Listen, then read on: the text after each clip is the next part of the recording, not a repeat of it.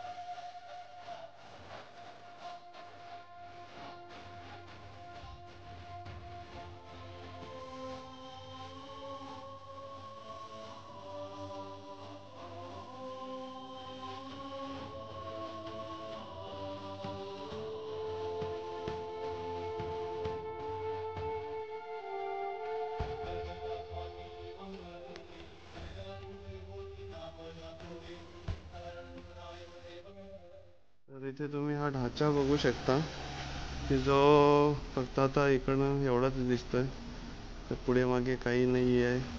हा हा पूर्ण ढाचा असा याच्याने पुठ्ठ्याने बनवलेला आहे. या फ्रेम्स आहेत जसं तुम्हाला मी आधी सांगितलेलं. आणि हा आहे आता याचा मेन पार्ट आहे, जो वरचं जे छप्पर येणार आहे ते आणि फ्रंटला जे डिझाईन येणार आहे ते. तर त्याचं काम आता चालू आहे. तर हा आहे फ्रंटचा पूर्ण पॅच. ते पूर्ण घरासारखं आपण केलेलं आहे. याच्यावर वारली पेंटिंग आम्ही केलेली आहे आणि 2 विंडोज आहेत, 2 खिडक्या बनवलेल्या आहेत त्या साईडला, इथे एक आणि या साईडला एक. तर त्या खिडक्या अजून फिक्स नाही केलेल्या आहेत, त्या आपण नंतर फिक्स करणार आहेत. पण सध्या जी मेन डोअरची दारकस आहे तिला फायनल टच कृतिका देते. अजून पण फायनल टच येणार आहेत. ते जेव्हा आपण ह्या गोष्टी फिक्स करणार, हे पूर्ण पार्ट हा पुढे फिक्स करणार, तेव्हा तो फायनल टच येणार आहे. तर इकडे आता 12 वाजलेले आहेत, तरी सुद्धा आमचं अजून डेकोरेशन चालू आहे. तर डेकोरेशन पूर्ण झाल्यानंतर बाप्पांचं विराजमान होणार त्याच्यामध्ये. पण सध्या तरी आता हे तिन्ही बाजूचं फ्रेमवर तिन्ही बाजूच्या भिंती झालेल्या आहेत. आता वरचं छप्पर आम्ही टाकायला लावलं आहे आणि ते पूर्णपणे पेंढ्याने बनवलेलं आहे. जे गावाकडची जी पद्धत असते त्या पद्धतीनुसार ते बनवलेलं आहे, जेणेकरून जास्तीत जास्त रिअलिस्टिक ते वाटावं यासाठी.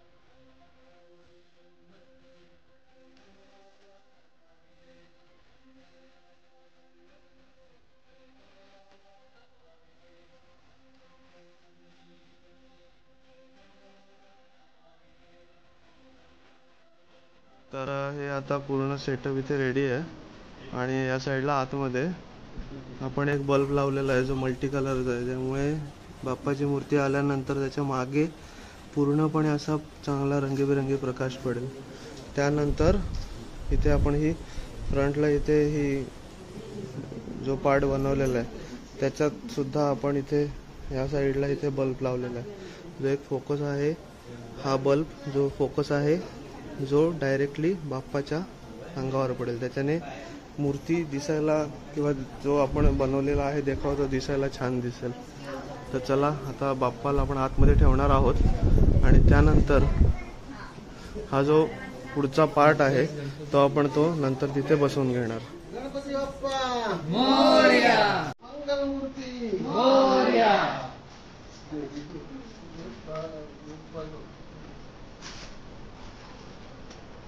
गणपती बाप्पा मोरया, मंगलमूर्ती मोरया.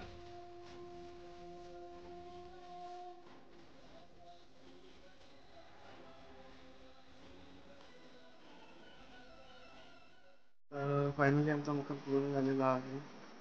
तो बघण्याआधी सगळ्यांना एक रिक्वेस्ट असेल, do subscribe, like and share नक्कीच करा.